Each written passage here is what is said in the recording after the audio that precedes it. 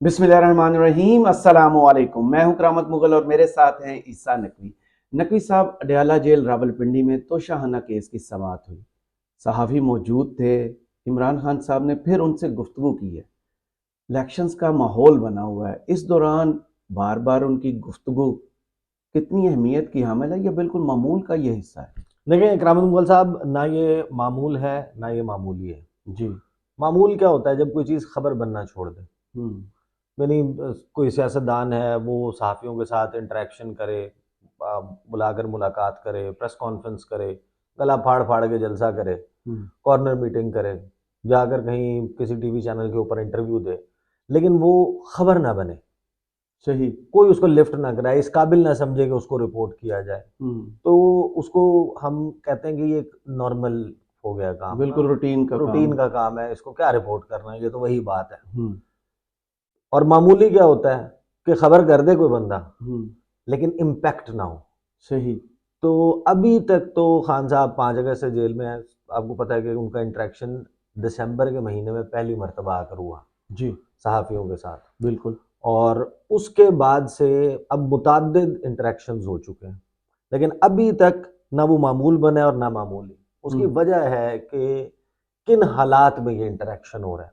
International media उसको report कर रहा है, बीबीसी से लेके दुनिया भर के मीडिया के इदारे उसको रिपोर्ट कर रहे हैं, और पाकिस्तान के मीडिया की भी मजबूरी बन गई। जी।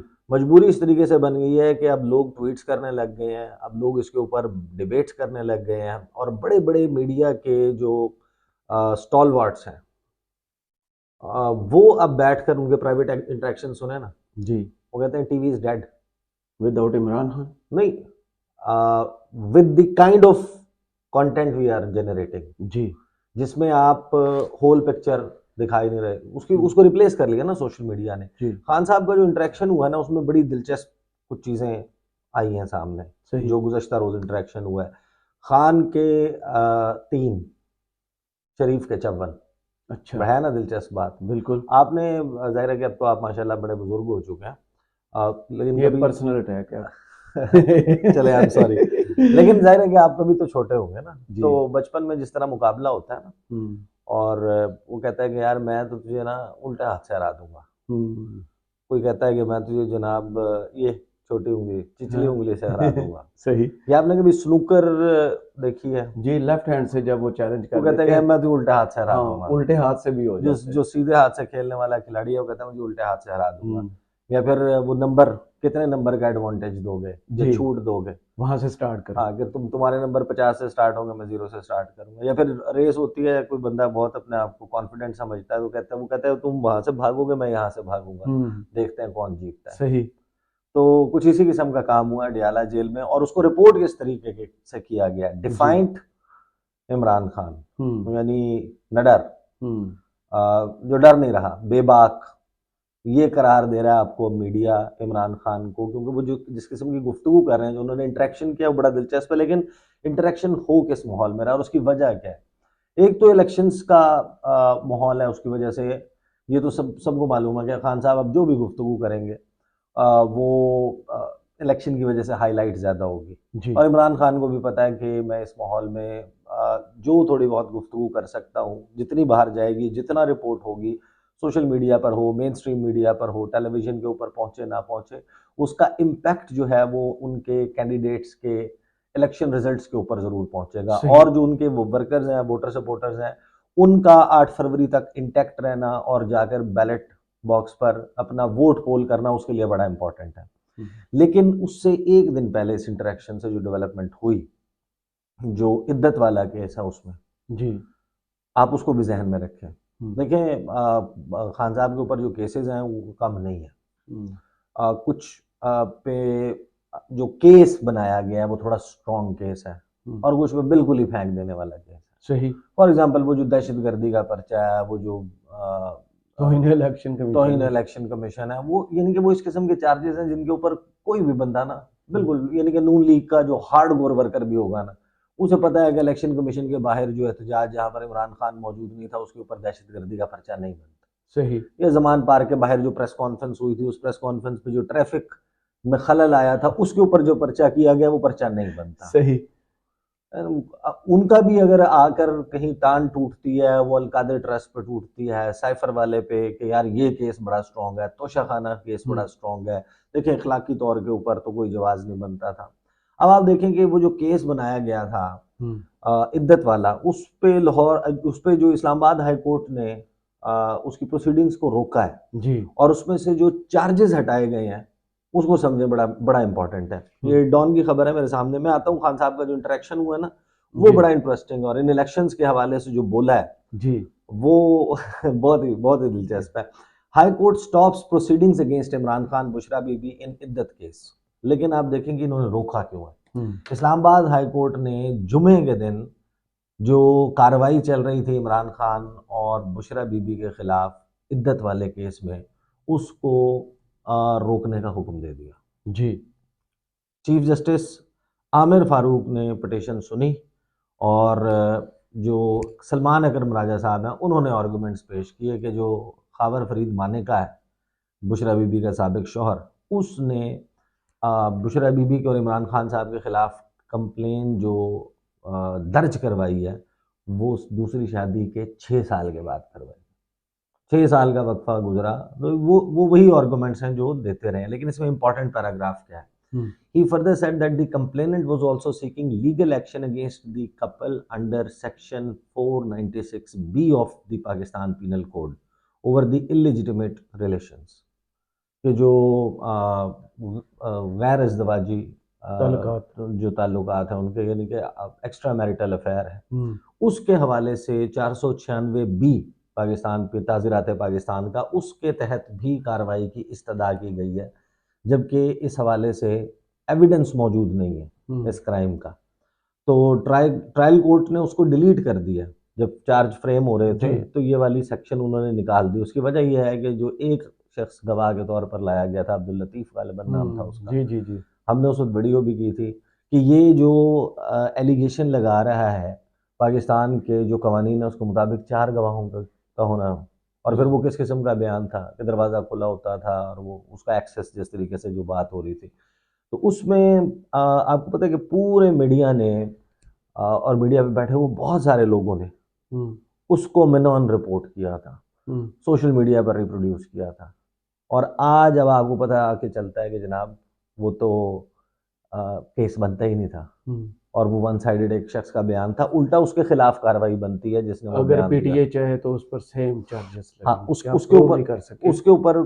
बनता है। तो जब मीडिया इस किस्म की रिपोर्टिंग करता है या मीडिया में बैठे हुए लोग इस तरह से उसको रिपोर्ट करते हैं, तो at the end of the day उससे साबित ये होता है कि भाई प्रोपेगेंडा कैंपेन थी, उसके लिए इस्तेमाल किया गया, और नतीजतन फिर आपको फिर इमरान खान साहब के अल्फाज में, उनके जुमलों में गुस्सा भी नज़र आता है, फ्रस्ट्रेशन भी नज़र आती है।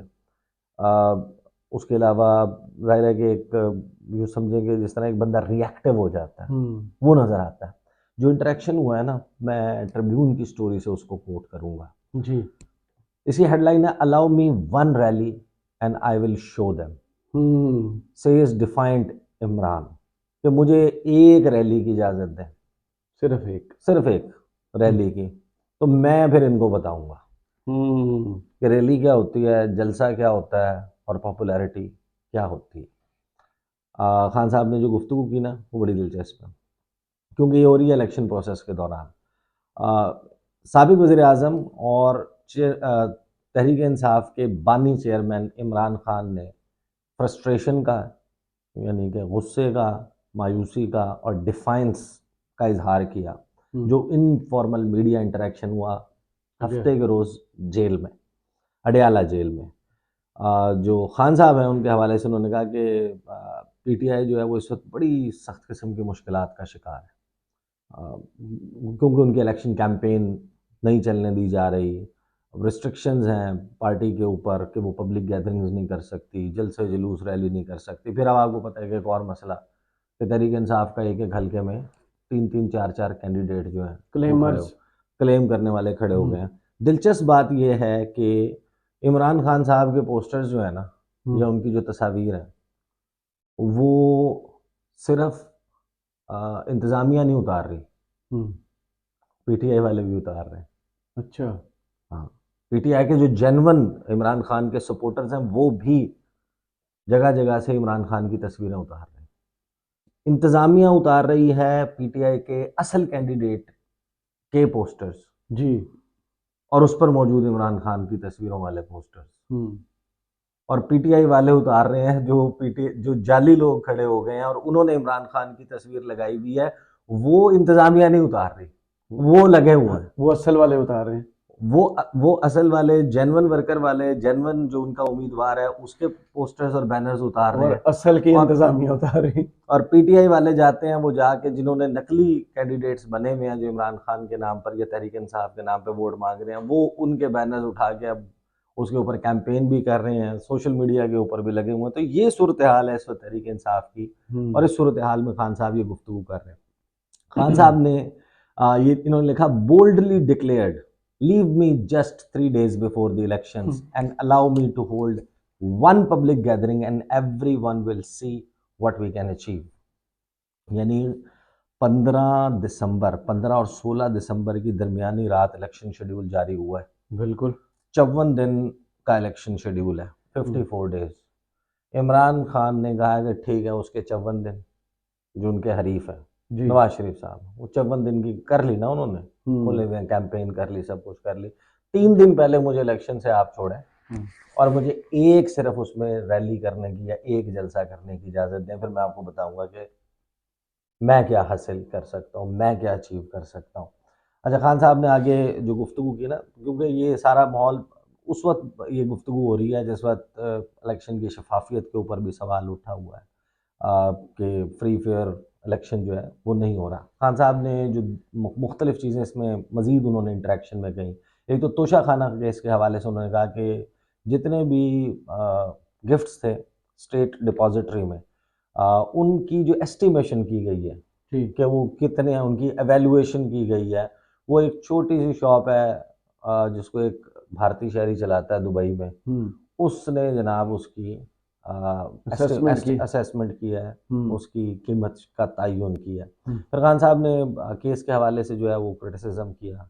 उन्होंने कहा कि एक सिंगल विटनेस के ऊपर एक वाहिद एक गवाह है जिसको क्रॉस एग्जामिन भी किया गया गुज़श्ता रोज़, उसकी बुनियाद के ऊपर जनाब पूरा का पूरा केस बना हुआ है।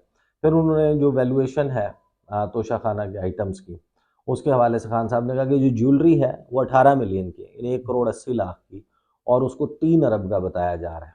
तो जिसका मतलब ये उन्होंने कहा कि कुछ लोग जो हैं वो इसको, इंडिविजुअल्स जो हैं वो इसको मैनिपुलेट कर रहे हैं। साथ ही उन्होंने कहा कि जो कर्नल है वो जो बैठे हुए हैं वो सुन रहे होंगे जी। अब वो उन्होंने, क्योंकि एक दिन पहले वो फिर बहुत ज़्यादा रिपोर्ट हो गया था, तो खान साहब को पता है कि कौन सी चीज़ जो है वो मीडिया कैच कर रहा है।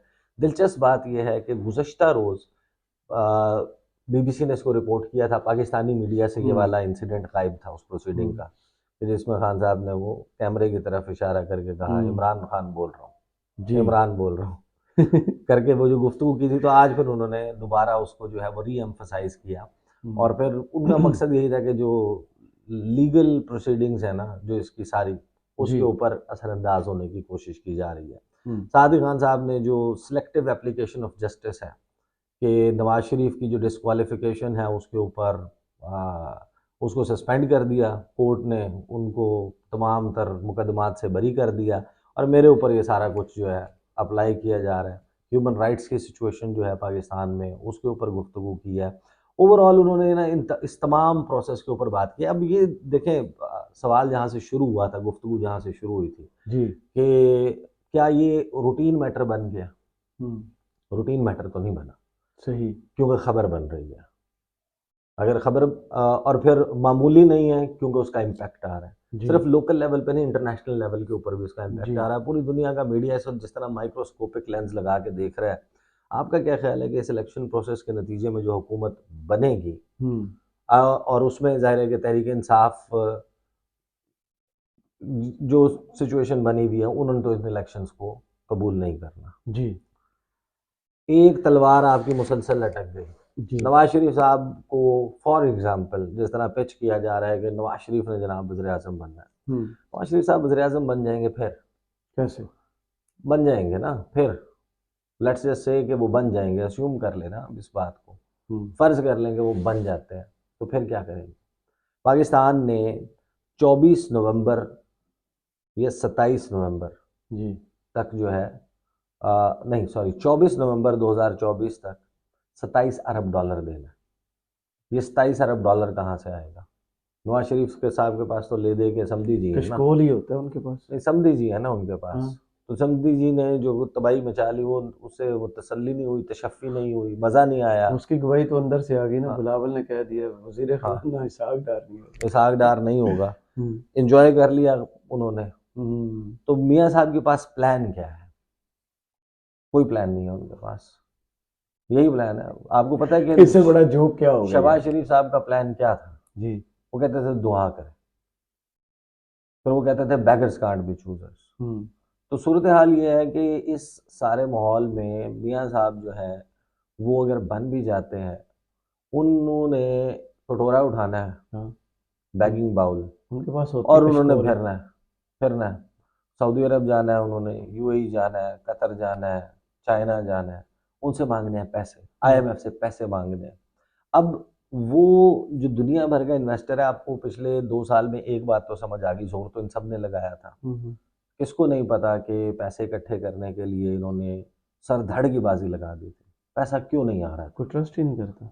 नहीं, ट्रस्ट से हालात भी देखिए, ऐसे हैं, ट्रस्ट भी नहीं देखिए करते ना। वो ये है, देखिए वो ट्रस्ट तो करते हैं ना शरीफ फैमिली को। अगर अगर एक स्टेबल गवर्नमेंट मिली भी और उनको पता हो कि यार इन्होंने चलना है 5 साल, तो फिर तो वो पैसे दे देंगे। कोई अपना पैसा डुबाने के लिए तो नहीं देगा। सही। या अगर आपकी मईशत नहीं संभल रही और मुसलसल रुपया डी वैल्यू हो रहा है, उसकी कीमत गिर रही है, तो कौन अपना 5 अरब डॉलर यहाँ पर ला के उसको 2 साल में 2.5 अरब डॉलर करेगा? जो भी आएगा वो कहेगा ना कि यार मैं 5 अरब डॉलर लेके आ रहा हूँ, तो मुझे 6 या 7 अरब डॉलर मिले 2 साल के सही। बाद, 3 साल के बाद, 5 साल के बाद। ये नहीं कि जो मैं लेकर आया हूँ वो भी मेरा गुम हो जाए इस मुल्क में। हम्म, उसके लिए आपको चाहिए कंटिन्यूटी, पॉलिसी की इस्तेहकाम चाहिए आपको, और एक ट्रस्ट चाहिए। वो इस प्रोसेस के, जिस प्रोसेस में ये इलेक्शन हो रहा है उसके नतीजे में वो नहीं आ सकता। सही। और खान साहब ने जो बेसिकली चैलेंज किया वो विदाउट अ रीज़न नहीं, हम्म, कि ये 54 दिन ले लें, मैं 3 दिन लेता हूँ। और एक ही यानी रैली करूंगा। यानी हाँ, कि मियाँ साहब जो है वो फिनिश लाइन से 15 मीटर पहले से दौड़े और मैं 1 किलोमीटर पहले से दौड़ता हूँ, हम्म, तो इतना ही फर्क आ जाता जी है जी ना। बिल्कुल।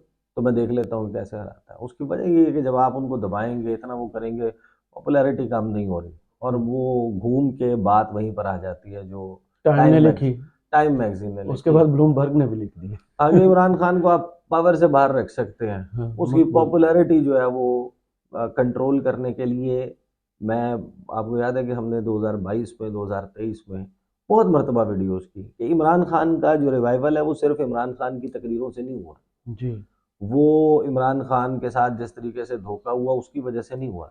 इमरान खान के रिवाइवल की असल वजह ये है कि शहबाज शरीफ साहब ने और नवाज शरीफ की क़यादत में, जो लंदन से बैठ कर रिमोट कंट्रोल के ज़रिए हर डिसीजन कर रहे थे, और पीडीएम की ये जो 13 जमातों की कलेक्टिव विजडम है, इज्तमाही दानिश, जी। उसने जो बेड़ा गर्क किया मईशत का, हम्म, उसकी वजह से 150 पे पेट्रोल था, आप आप उसको जो है वो 10 रुपये कम ना करते, हम्म, अब 150 रुपये पे तो रखते, सही। ना लाते, 149 पर भी ना लाते। हम्म, डॉलर जो है वो अगर 186 के ऊपर था, तो आपसे ये कोई नहीं एक्सपेक्ट कर रहा था कि आप 150 पे लेके आए डॉलर, 186 पे तो रखते।